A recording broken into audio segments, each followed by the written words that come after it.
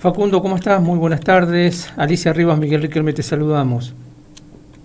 ¿Qué tal? Buenas tardes para todos. ¿Cómo están? Muy bien. Bueno, comencemos por el principio, ¿no? Ustedes vienen haciendo un seguimiento sistemático del sector y claramente hay un punto de quiebre enorme cuando el INIM pierde su poder de regulación del mercado. Esto impacta directamente en el sector de los productores y también en lo que aquí conocemos como tariferos, es decir, que son los trabajadores que se ocupan de la cosecha.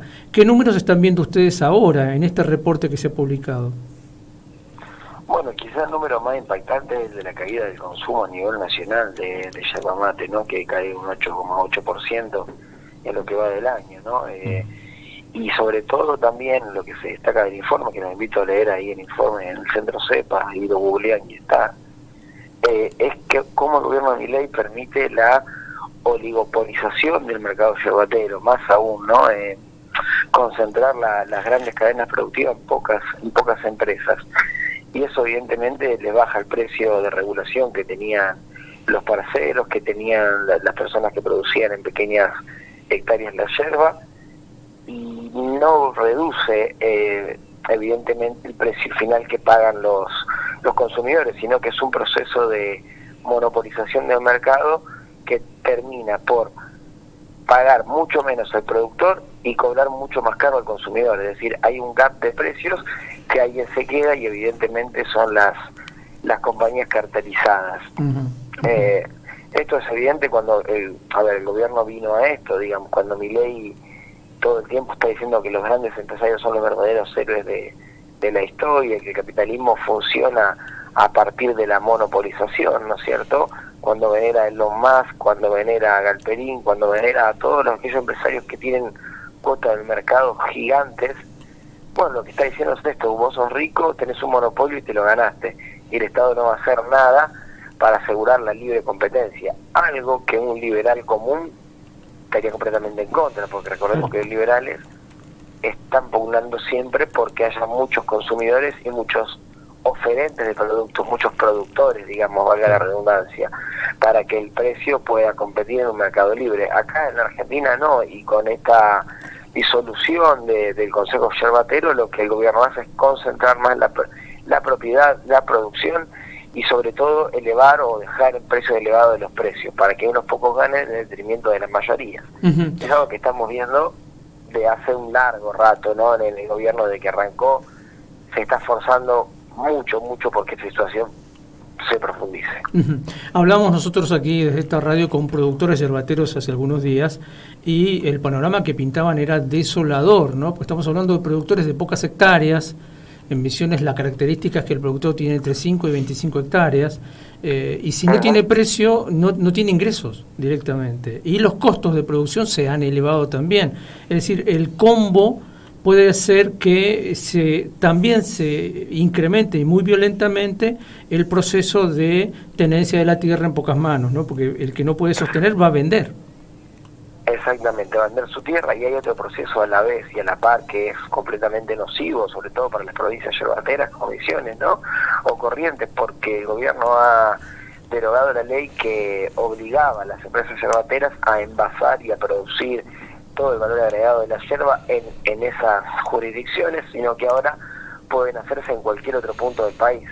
Lo que termina pasando es lo que venía sucediendo previo a la sanción de esta ley, es que las grandes empresas terminan envasando y agregándole valor a la yerba en la provincia de Buenos Aires, en la provincia de Santa Fe, en la provincia de Córdoba, lo que eso se va a traducir evidentemente en cierre de grandes ramas productivas del sistema yerbatero en las provincias yerbateras, para ser mudada a los centros de consumo más grandes, como son el Gran Buenos Aires, ¿no es cierto? Y eso va a dejar evidentemente personas sin trabajo, es algo que el gobierno ya viene haciendo. Digamos que se perdieron 250.000 puestos de trabajo privados en lo que va del gobierno, y el salario ha caído estrepitosamente, ¿no? En promedio cayó 4,3%. Si promediamos 4,3% por debajo de la inflación, si promediamos el 20% negativo de la caída del salario que tienen los trabajadores informales, y el 2% por debajo de la inflación que se mueve el salario registrado, ¿no? Entonces es una noticia preocupante, es una dinámica preocupante, vuelvo a decir, de lo que está sucediendo con el gobierno, porque vemos que a él no le interesan razones ni geopolíticas, ni de economías regionales, sino que eficientizar al máximo la producción para que quede en manos de unos pocos, ¿no? Uh-huh. Hay dos números que me quería por ahí me ayudes a leerlos un poco mejor, que están en el informe, ¿no? Primero, el de los 10 primeros puestos del ranking de producción industrial, o sea, las grandes empresas se quedan con el 72,7% del mercado. Ahí están las Marías, Lievi, que son dos compañías correntinas. Y por otro lado, el dato de cuánto le queda al productor de hoja verde de todo ese porcentaje, 5,7% del precio de góndola le queda, ¿no? Cuando necesitas 3 kilos de hoja verde para producir 1 kilo de yerba de paquete, digamos.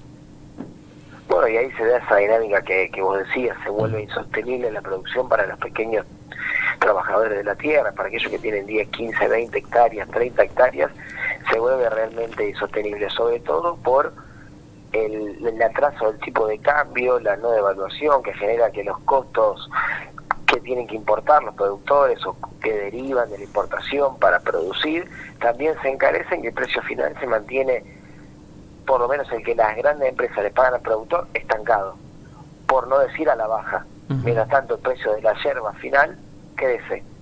Eso nos está dando la pauta de que hay un intermediario muy fuerte, que son las compañías monopolizadas, que se quedan con gran parte del negocio sin reconocer el sacrificio, sin reconocer la propiedad y sin reconocer la dignidad de las familias productoras, porque pensemos que muchos productores son familias, ¿no es cierto? Claro. Uh-huh. Son personas que trabajan con sus familias y que van a quedar desplazadas del circuito si el gobierno no revierte las decisiones que está tomando, que al parecer y a priori no las va a revertir, y con la mayor fuerza que vaya ganando el gobierno, más lejos estamos de esa reversión. Tal cual. Última pregunta, y esto tiene que ver con un capítulo aparte, vos lo mencionabas al principio, el Instituto Nacional de la Yerba Mate, y ahí en el informe se habla también del valor de la estampilla. Es decir, primero que la función principal ya no está más, no regula el precio. Luego no tiene autoridades designadas en representación de la nación, es decir, no hay nadie que lo presida. Prácticamente la única función que tenía, que era de estímulo de algunas cosas, está desfinanciada. Contame un poco eso. Hola, parece que perdimos la comunicación. Sí, se perdió el contacto. Bien, hasta acá llegamos. Hoy está complicado. Muy difícil el tema de comunicación hoy. Bueno, con respecto a eso que preguntaba, tenemos el dato. ¿Qué es lo que no ocurrió? Bueno, no se actualizó el valor de la estampilla. Uh-huh. La estampilla cumplía varios roles, ¿no? Es también, obviamente, recaudatorio por parte del Instituto Nacional de la Yerba Mate, y con ese dinero se financiaban muchas cosas. Por ejemplo, hay todo un sistema de becas que se otorgan a los hijos de los tareferos que terminan el secundario, ingresan al sistema universitario o ingresan al sistema de educación secundaria. Entonces el INIM, a partir de estos fondos recaudados con la estampilla, destina una parte de eso recaudado para estas becas, que insisto, se le dan a los hijos de los tareferos, a la familia tarefera. Otro destino importante de esas becas tenía que ver con los seguros para, por ejemplo, como tiene el tabaco también, tormentas, granizos, en fin, rotura de galpones. Y hay contingencias, una parte más importante que tiene que ver con el financiamiento de todos los proyectos